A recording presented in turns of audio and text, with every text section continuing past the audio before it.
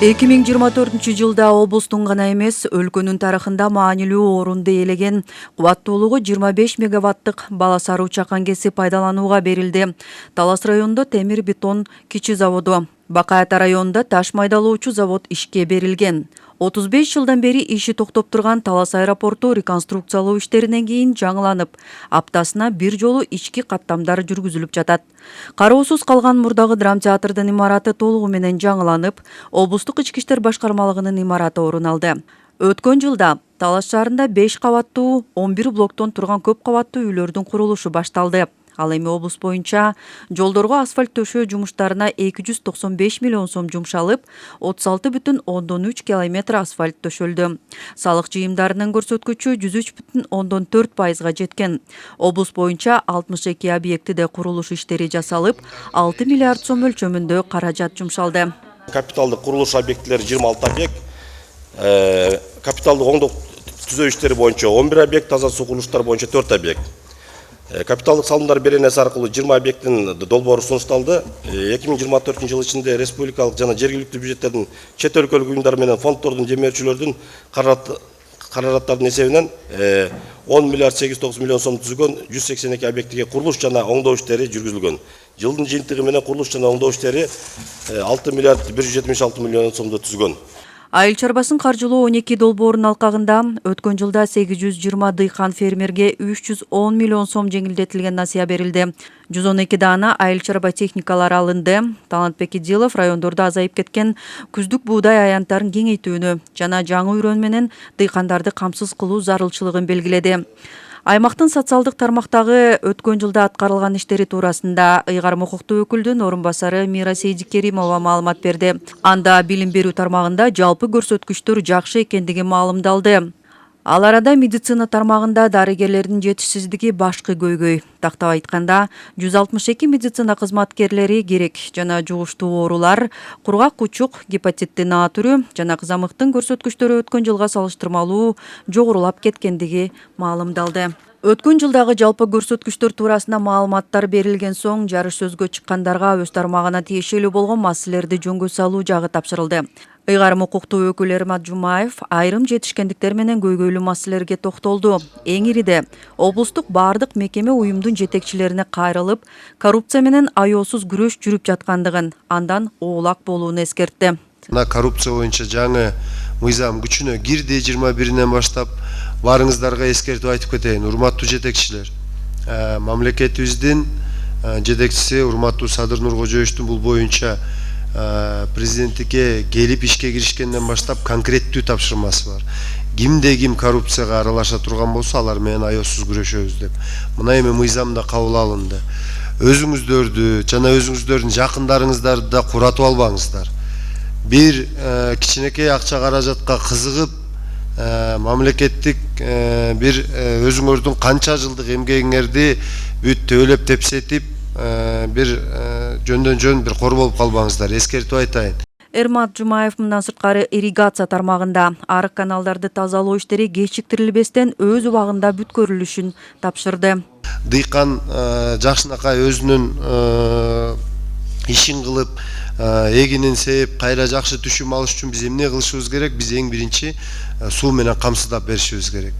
Бул багытта дагы мына тапшырмалар берилди эле. Баякы механистикалар боюнча, каналдарды тазалоо боюнча иштерди эртерээк колго алгыла. Мен маалымат алсам, дагы деле баштай эле экенсиздер. Убакыт өтүп атат. Анан сугат иштери 2 айдан кийин башталат, 2 айдан кийин биз даяр болбой калбайлы.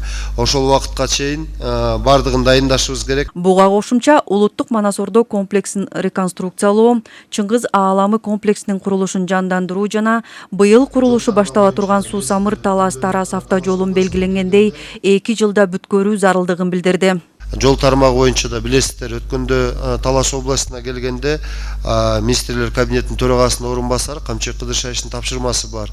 Талас Тарас Суу-Самыр жолу боюнча ушу 2 жылдын ичинде аякташыбыз керек.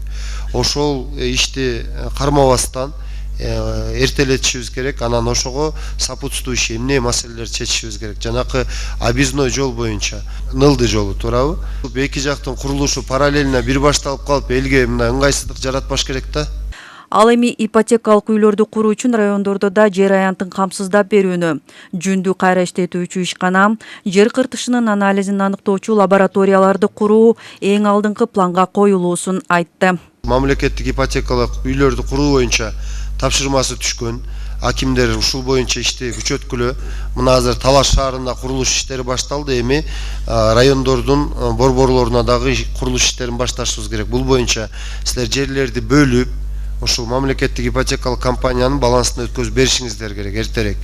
2 гектар, 3 гектар эми жергиликтүү калк менен кеңешип, депутаттар менен сүйлөшүп, канча силердин райондо потребность болуп атат, ошого жараша биз сунуштарыбызды беришибиз керек. Облус башчысы Талас мамлекеттик университетинин курамында медициналык факультетти ачуу планы ишке ашырыла тургандыгын да кошумчалады. Ал эми кемчиликтер орун алган бул жашыл мурас өнөктүгү жана жер мунапысын ишке ашыруудагы аракеттерди баса белгиледи. Жашыл мурас урматтуу президентибиздин демилгесин абдан начар алып барып атабыз. Бул коллегияда, республиканский коллегияда да айтылган билесиздер. Надутый цифралар, ушулардын баары боюнча бир контроль жүргүзгүлө. Реалдуу канча себилген болсо ошончо маалымат берилиш керек. Андан сырткары аларды жөн эле сейип коюп таштап кетип калбастан, алардын кайра ушу өсүп өнүшүн көзөмөлдөп, аларды постоянно карашыбыз керек. Андан сырткары мына мунапысты жүргүзүү боюнча дагы өтө көп кемчиликтер бар. Урматтуу акимдер, урматтуу зам акимдер. Маалымат берилип атат бизге Айтматов району боюнча, Талас району боюнча абдан көп кемчиликтериңер бар. Таштанды таштоочу полигондор боюнча дагы мына көп немелер, даже китептерин ала элексиңер. Мыйзамсыз иштер жүрүп атат. Мына экология бүгүн эртең силерге чара көрөм деп турат. Мына таза суулар боюнча эме урматтуу айыл өкмөттөр, ушулар боюнча сунуштарды мына Аристин кызматкерлери жүрөт. АБР боюнча билесиздер, кече жакында министрликке $100 миллион ашык акча келди. Мен ушуну 3-чү жолу айтып атам, ушу менен урматтуу акимдер. Ошону менен иш алып барыңыздар, иш жүрбөй атат. АБР менен мына проектлер келе элек дейт. Проекттерди бергиле, кирбей аткан жер болсо 21-кылымда жашап атабыз. Таза суу менен камсыздашыбыз керек баарын. Соңунда Эрмат Жумаев облустун социалдык экономикалык өнүгүүсүнүн жыйынтыктары оң динамикалык көрсөткүчтөргө жетишилгендигин белгилеп, алдыда дагы чоң милдеттер коюлгандыгын, аны биргелешип ишке ашыруу жагын айтып өттү. Коллегиянын соңунда жыл жыйынтыгы менен облустун өсүп өнүгүүсүнө кошкон салымдары үчүн бир катар мекеме ишканаларга, жетекчилерге өкүлчүлүктүн сыйлыктары тапшырылды. Алсак, жылдын мыкты району наамы жана өтмө кызыл туу Бакай Ата районуна тапшырылды. Мыкты мекеме болуп УТРК Талас телеканалы жана Талас электр тармактар ишканасы табылды.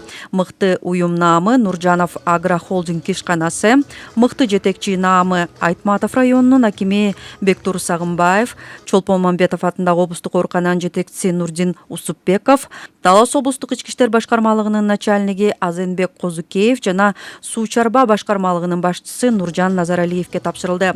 Мыкты жеке ишкер Алтын казык курулуш компаниясынын жетекчиси Эсен Казакбаев, Талас даамы ишканасы жана жетекчиси Жаныбек Туганбаевке жана Манас районунун жеке ишкерине ыйгарылды. Ал эми ыйгарым укуктуу өкүлчүлүктүн аппаратынын уюштуруу иштери боюнча бөлүмүнүн башчысы Эмиль Жамакеев, Кыргыз Республикасынын министрлер кабинетине караштуу мамлекеттик кызмат жана жергиликтүү өз алдынча башкаруу иштери боюнча мамлекеттик агенттигинин нарктуу жетекчи төш белгиси менен сыйланды.